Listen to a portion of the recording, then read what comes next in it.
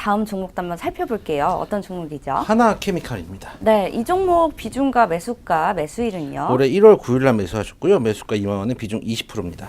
네, 두 번째 살펴볼 종목 바로 하나케미칼입니다. 매일 아침 이제 미세먼지 체크하기가 이미 우리의 일상이 되어버렸죠. 이 하나케미칼이 대기오염 물질 측정 대행 업체와 함께 이 측정치를 조작했다고 지적당한 거에 대해서는 뭐 기록이 허위로 기재된 것은 뭐 반성을 하지만 공모에 대한 증거는 없다라는 입장을 내놨는데요.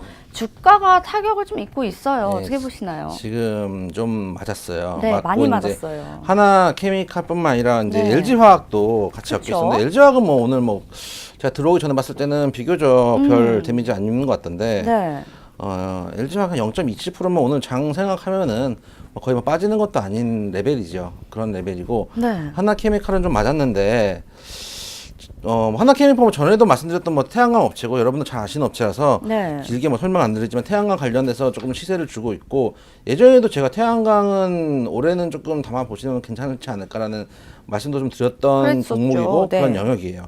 근데 이제 얘기는 환경부하고 영산강 유역 환경청이 네. 미세먼지 원인 물질인 먼지 황산 화물 배출량을 조작한 네 곳의 측정 대행 업체하고 측정을 의뢰한 사업장 235곳을 적발 이런 얘기를 했고 네. 최근 지난해 3월까지 광주 전남 지역의 대기 오염 물질 측정 업체들을 조사한 결과 여수 산업단지 지역 네 곳의 조작 사실을 확인 네. 이렇게 뉴스가 나오고 측정 업체만 네 곳은 뭐 중요한 건 아니니까 거기 공모 사업 배출장이 LG화학 여수 화치 공장, 네. 하나케미칼 여수 1, 2, 3 공장, 뭐 SNNC 뭐 이런 여러 가지 회사들이 있는데 그쵸. 일단 중요한 건 이 주가에 어떻게 반영될 거냐 네. 이게 이제 중요한 건데 그 회사를 저도 옛날에 그 하청업체를 써보는 적이 있는데 하청업체를 이제 써본 이 적이 정도 되면 있는데 약간 거짓말 같아요. 하청업체를 쓰다 보면은 이거를 네. 이렇게 맞춰달라 그러는 것들이 좀 있으기 아, 그래요? 옛날에 이까지도 갈 필요 없이 군대 가면은 군대에 있으면은 이 보급품 조사를 나오거든요. 보급품 조사를 나오는데 이게 한 1년에 한 번 나오나 제가 이제 뭐 군대를 뭐 10년씩 있지 않았으니까 네. 2년 6개월밖에 없었기 때문에 한 두 번 1년에 한두 번 정도 하는 것 같아요. 그러면 여러분들 뭐 군대 나오신 남자분들 다 아실 거예요. 이 방독면이 몇 개 있어야 되고 뭐가 몇 개 있어야 되고 이러는데 있는 부대 한 개도 없어요. 그리고 또 뭐 무전기 같은 거보다 조작이 돼야 되거든요. 동작이 돼야 되는데 동작 때는 그게 없어요. 원래 그거는 그 무전기는 식탁 대신 쓰고 있거든요. 이렇게 올려놓고 거기다가 라면 먹고 그래요? 이러는 거 용도로 쓰는데 그게 작동이 될 리가 없단 말이에요. 그래서 보급품 조사할 때 되면은 네. 딴 데 가서 방독면 빌려오고 뭐 저기 술 한잔 저기 행정보호관끼리 뭐 행보관끼리 이렇게 술 한잔 먹고 엉망이군요. 방독면 훔치게 하고 무전기 A급으로 한 3개 좀 수입해서 보내줘라 이렇게 하고 이렇게 남자분들 다 아실 겁니다. 남자분들 그렇다는 소문이 있다. 그렇다는 소문이 있다. 그렇다는 소문이 있다. 네. 그렇게 지금 보급품 조사가 이루어진다는 소문이 있더라. 네. 라고 하는데 네. 제가 뭐 직접 해본 건 아니고요. 저기 뭐 화장실에 들었다. 뭐 이런 얘기를 다시 한번 드리고 실제로 조작한 게 진짜냐 아니냐 뭐 이런 만약에 물어보면 솔직히 저는 확률상은 뭐 짬짬이가 됐겠죠. 일단 반성은 하지만 증거는 없다라는 그쵸. 입장이거든요. 이제 우리나라 법률 무서운지 모르는 거죠. 그런 것도 있고 실제로 이거는 증거 만약에 캐기 시작하면은 증거 나올 것도 많을 거예요. 많을 건데 왜냐면 이게 하청업체 직원들이 그렇게 디테일이 살아있지 않거든요.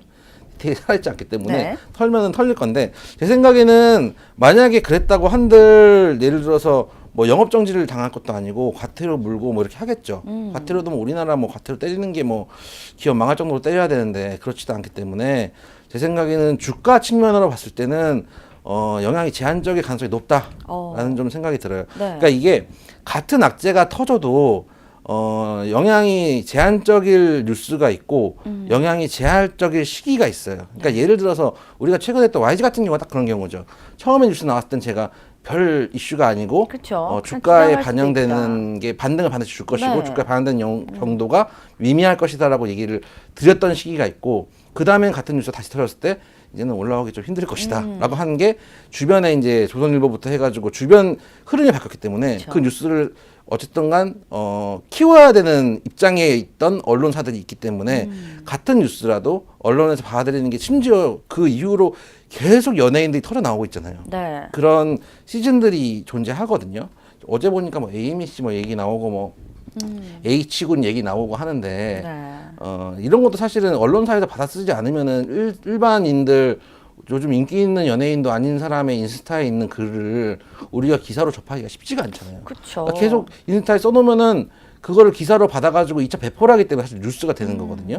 그런 측면에서 어떤 뉴스든지 시기하고 뉴스의 강도 같은 거를 고민을 하셔가지고 주가에 반영되는 양을 측정을 할 수 있는데 제 생각에는 공장에서 미세먼지 나오고 예를 들어서 뭐 대기 오염물질 측정값 축소 조작 뭐 이런 거는 제 생각에는 뭐 과태료 맞을 거고 뭐 크게 해도 뭐 영업정지 뭐 몇 개월 맞을 수도 있겠지만은 지금 경기가 어려운 상황에서 영업정지까지 힘들 것 같고 하면 과태료 때리는 선에서 끝날 것 같은데 이게 주가에 반영되는 정도는 제가 보기에는 그렇게 강하지는 않을 것 같아요. 뉴스의 플로우 자체가 냉정하게 얘기해서 뭐 깨끗하게 뭐 기업하는 회사가 얼마나 있겠습니까? 그런 생각도 있고 물론 저희 회사는 깨끗하게 하고 있다고 자신 있게 말씀드릴 수 아까도 있지만 말씀드렸어요. 그럼요. 네. 그래서 그런 측면에서 오히려 하나케미칼 좀 더 빠지면 추가 매수도 만약에 한 2만 원, 2만 500원대 지금 한 장기 2평단 121선 라인까지 내려오면은 이게 지지되는 걸 확인하고 한 번만 좀 물타기를 해도 큰 문제가 없지 않을까. 어차피 좀 수익권이시거든요. 그렇기 때문에 그런 생각도 들고 만약에 이제 예상하고 다르게 추가 조사에서 우리가 지금 나왔던 거 외에 뭐 알고 보니까 강물에도 부었더라 뭐 맷드론통을 부었더라 이러면서 자극적인 기사가 나오기 시작하면은 부러지잖아요. 손절가 2만 원만 잡고 일단은 보유를 하시는 걸로 말씀드릴게요. 그러니까 반등시 매도 의견하고 네. 보유 의견 좀 다르다는 점 말씀드리고 대신 손절가 2만 원을 크게 깨면은 추세적으로 조금 힘들 수가 있기 때문에 네. 그러니까 이 자리에서 차트를 보면 이 자리에서 쌍바닥을 만들어 줄 것이냐 아니면은 여기서 그냥 N자 하나 패턴을 갈 것이냐 변곡점이 한번 나올 거예요. 그게 한 2만 원에서 2만 500원 정도 구간 가격이니까 네. 그 구간에서 지지 여부를 확인하고 보유 여부를 판단하고 만약 지지가 안 되면 N자 하나 패턴이 지속될 수도 있기 때문에 손절가를 부신다면 네. 이제 종가 기준으로 보시는 거고 통상은 제가 말씀드리지만 장중에는 한 5호까지는 잡아주세요. 갔다가 올 수도 있기 때문에 네.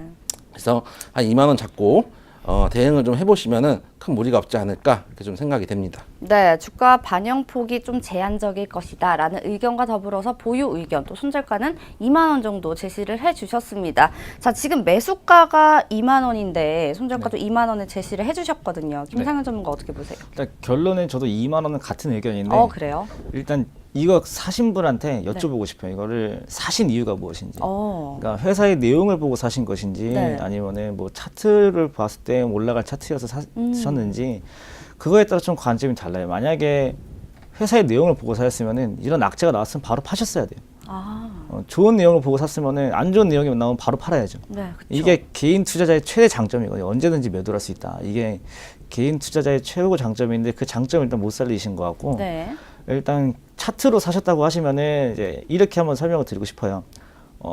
이게 최근에 나오면서 상승 흐름 나오면서 계속 이 추세선을 만져주고서 가고 있는데 항상 추세선 상단에 부딪혔다가 다시 내려오면은 여기 이렇게 뚱뚱한 양봉 밑에 한번 여기서 한번 반등을 시켜주고 네. 그 다음에 올라오면서 또 한번 이렇게 두꺼운 양봉이 나와줬죠. 그 다음에 다시 하락했을 때 여기 한번 다시 받쳐주고 또 올라오면서 여기는 계속 무너지지 않고 계속 갔었거든요.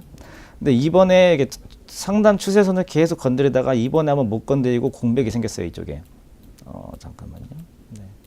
이쪽에 이렇게 공백이 생겼는데 일단 여기서 첫 번째로 의심을 하셨어야 되고 두 번째로 내려왔을 때 이 가격을 지켜줬느냐 여기를 못 지켜줬어요. 네. 못 지켜줬으면 이 부분에서 기술적으로 들어가신 분들은 매도를 해야 되는 게 왜냐하면 2만 원이 매수가 2만 원이기 때문에 그쵸. 2만 2천이면 충분히 10% 정도 수익권에서 매도가 가능했었다. 이제 이게 그리고 이제 만약에 혹시 2만 원에 샀었다는데 그 뒤로 사신 건 아닐 거예요. 옛날에 사셨을 거예요. 2만 원이시면은 온 적이 없기 때문에 그럼 만약에 여기까지 와서 뭐 놓쳤다. 이번에 반등 나왔을 때 적어도 여기 부분에서는 원래는 매도를 해주셨어야 했다. 네. 했는데 매도를 못 하셨기 때문에 대응은 마찬가지로 다음에 내려왔을 때 아까 그 쌍바닥 자리를 지켜주느냐 이제 거기를 체크하고 보시는 게 맞다고 봅니다.